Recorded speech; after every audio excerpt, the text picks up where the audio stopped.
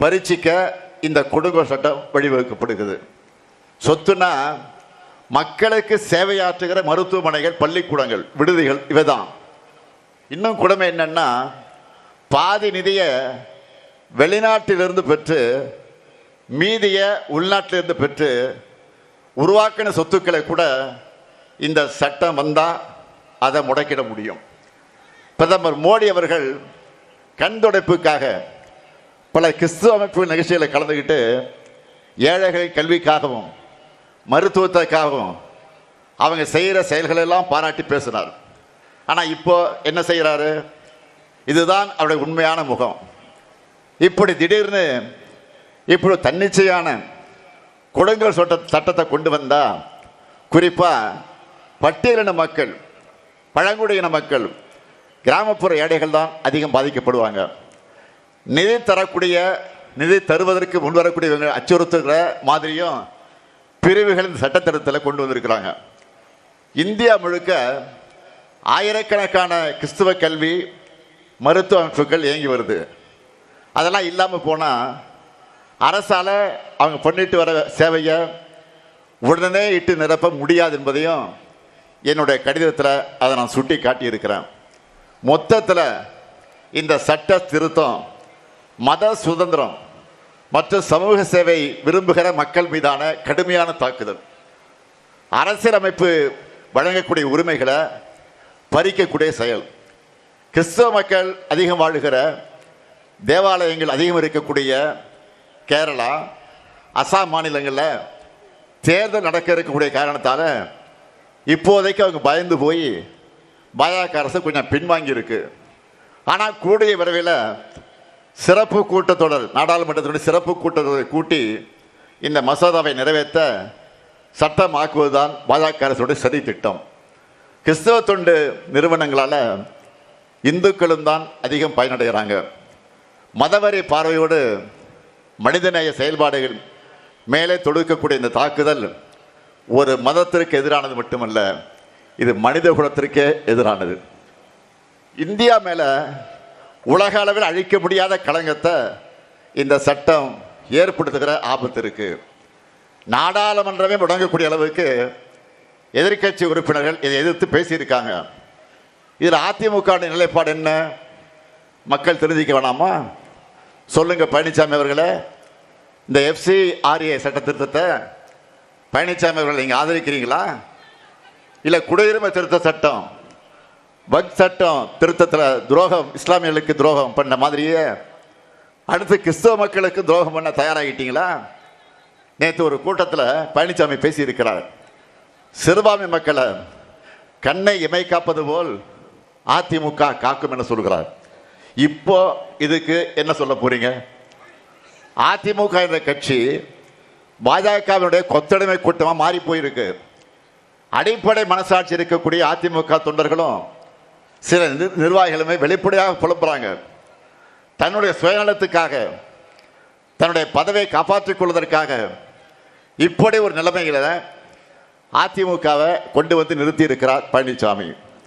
இன்னும் ஷார்ப்பாக சொல்லணும்னா, அதிமுக பொதுச் செயலாளர் என்ற நேம் போர்டை காப்பாற்றிக்க அவர் டெல்லிக்கு காவடி தூக்குகிறார். நேற்று நெல்லை பொதுக்கூட்டத்தில் தலைவர் கலைஞர் குறித்த பழனிசாமி அவர்கள் தரங்கட்ட பேச்சை கண்டித்து நான் பேசியிருந்தேன். அதை கேட்டு தமிழ்நாடு முழுக்க இருக்கக்கூடிய கட்சிக்காரங்க ஃபோன்லையும் சமூக வலைத்தளங்கள்லையும் தங்களுடைய ஆதங்கத்தை என்கிட்ட கொட்டி தீர்த்துட்டாங்க. எங்கள் மனசில் இருந்ததை பேசிட்டீங்க, எங்கள் மனசில் என்னென்ன இருந்துச்சோ அதெல்லாம் பேசிட்டீங்க தலைவர்ன்னு சொன்னாங்க. மறைந்த தலைவர்களை பற்றி இப்படி தவறாக பேசுகிறது அரசியல் மாண்பு கிடையாது. அம்மையார் ஜெயலலிதா அவர்கள் உயிரோடு இருந்தப்போ அவரை எதிர்த்து, அவர் ஆட்சியின் குறைகளை எதிர்த்து நாம் நேரடியாக அரசியல் செஞ்சுருக்கோம். ஆனால் அவர் மறைந்த பிறகு உச்சபட்ச அரசியல் நாகரிகத்தை நாம் இன்றைக்கு கடைபிடிச்சிட்டு இருக்கோம். திண்ணையில் கிடந்தவனுக்கு திடுக்குன்னு யோகா அடித்த மாதிரி பழனிசாமி கிட்ட அந்த நாகரிகத்தை எதிர்பார்க்க முடியுமா? அவர் இப்படி பேசுறது முதல் முறையும் கிடையாது, இது ஃபர்ஸ்ட் டைம் கிடையாது. 2019 தேர்தலின் போது கலைஞரை வீட்டு சிறையில் வச்சிருக்காங்க, அதை பற்றி அரசு விசாரிப்போம்னு வாய்க்கொழுப்போடு பேசினார். அதற்கு பிறகு என்னாச்சு? மக்களால் தோற்கடிக்கப்பட்டார் பழனிசாமி. அதன் பிறகு மேலும் மேலும் தோல்விகளை பெற்றாலும் அதிலிருந்து அவர் எந்த பாடமும் கற்றுக்காம 2021, 2024, 2026 அதுவரை பழைய ரெக்கார்டு மாதிரி சொன்னதையே சொல்லிக்கிட்டு இருக்கிறார். தமிழ்நாட்டு மக்கள் கொள்கையை பேசுவதைத்தான் ஆதரிப்பாங்களே தவிர வாய்க்கொழுப்போடு பேசுனா அதை வரவேற்க மாட்டாங்க. பழனிசாமி அவர்கள் சொல்றதுக்கு சாதனைகள் இல்லை, மக்கள் பட்ட வேதனைகள் தான் இருக்கு. பாஜகவுக்கு எதிராக குரல் கொடுக்க துணிச்சல் இல்லை.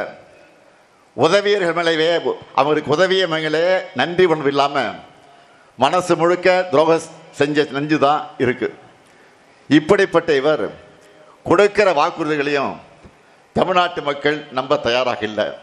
ஏன்? 2011,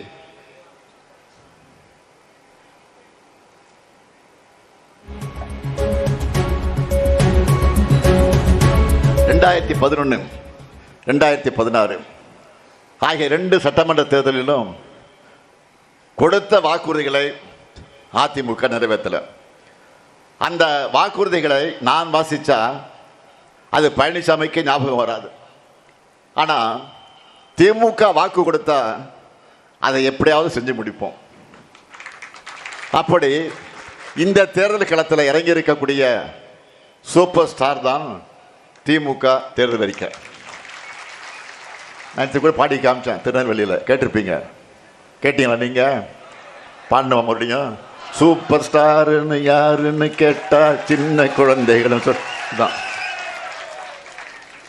ஆக அதில் சொல்லி இருக்கக்கூடிய இந்த அறிக்கையில், சூப்பர் ஸ்டாராக விளங்கி கொண்டிருக்கக்கூடிய இந்த தேர்தல் அறிக்கையில் சொல்லி இருக்கக்கூடிய சில மெகா ஹிட் அந்த அறிவிப்புகளை மட்டும் இப்போ தலைப்புச் செய்தியாக ஒரு லிஸ்ட் போட்டு சொல்கிறேன். 1,31,00,000 சகோதரிகள் பெற்று வரும் கலைஞர் மகளிர் உரிமை தொகை இனி மாதம் 2000 ரூபாய் வழங்கப்படும். 1000 புதுமை பெண் தமிழ் புதுமை திட்டத்தின் மாணவர்களுக்கு உதவித்தொகை இனி 1000 மாசத்துக்கு 1500 ரூபாயாக உயர்த்தி வழங்கப்படும். முதியோர், மாற்றுத்திறனாளிகள், ஆதரவற்ற பெண்கள் என எல்லா உதவித்தொகைகளும் டபுள் மடங்காக உயர்த்தி வழங்கப்பட இருக்கு. நெல் கொள்முதல் விலை குவிண்டால் ஒன்றுக்கு 3500 ரூபாயாக உயர்த்தி வழங்கப்படும். கரும்பு கொள்முதல் விலை டன் ஒன்றுக்கு 4500 ரூபாயாக உயர்த்தி வழங்கப்படும். பால் கொள்முதல் விலை லிட்டர் ஒன்றுக்கு 5 ரூபாய் உயர்த்தி வழங்கப்படும். மகளிர் சுய உதவிக்குழு சகோதரிகளுக்கு இனி எந்த ஷூரிட்டியும் இல்லாமல், கேரண்டிலாம் இல்லாமல் 5 லட்சம் ரூபாய் வர மானியத்தோடு கடன் உதவி வழங்கப்படும். குமரி மாவட்டம் இயற்கை பேரிடர்களால் அதிகம் பாதிக்கப்படுகிற மாவட்டம். இனி பேரிடர்கால இழப்பீடுகளாக இரவை பாசன பயிர்கள் மற்றும் நெல் பயிர்களுக்கு ஹெக்டேர் ஒன்றுக்கு 25,000 ரூபாய், நீண்டகால பயிர்களுக்கு 27,000 ரூபாய், மானாவாரி பயிர்களுக்கு 12,000 ரூபாய் என உயர்த்தி வழங்கப்படும். காலேஜ், பாலிடெக்னிக் என உயர்கல்வி படிக்கிற 35 லட்சம் மாணவர்களுக்கு அடுத்த 5 வருஷத்துக்குள்ள லேப்டாப் முழுமையாக வழங்கப்படும். அடுத்த 5 ஆண்டுகளில் 10,000 புதிய பேருந்துகள் இயக்கப்படும். தென் மாவட்டங்கள் கல்வி மற்றும் சுகாதார குறியீடுகளில் உரிய வளர்ச்சியை பெறவும் தொழில் மயமாவதை உறுதி செய்யவும் இந்த தென் மாவட்டங்களுக்காக சிறப்பு வளர்ச்சி திட்டம் நிறைவேற்றப்படும். இது எல்லாத்துக்கும் மேலே ஒரு அல்டிமேட் அறிவிப்பு இருக்கு. அது என்ன? இல்லத்தரசி திட்டம். அதில் என்ன கொடுக்க போறோம்? எவ்வளவு கொடுக்க போறோம்? கூப்பன். அந்த என்ன கூப்பன் அது? லேடிஸ் சொல்றாங்க பார், கரெக்டா? 8,000 ரூபாய். அது எதுக்கான கூப்பன்? இல்லத்தரசிகளுக்கான உங்களுக்கு தேவையான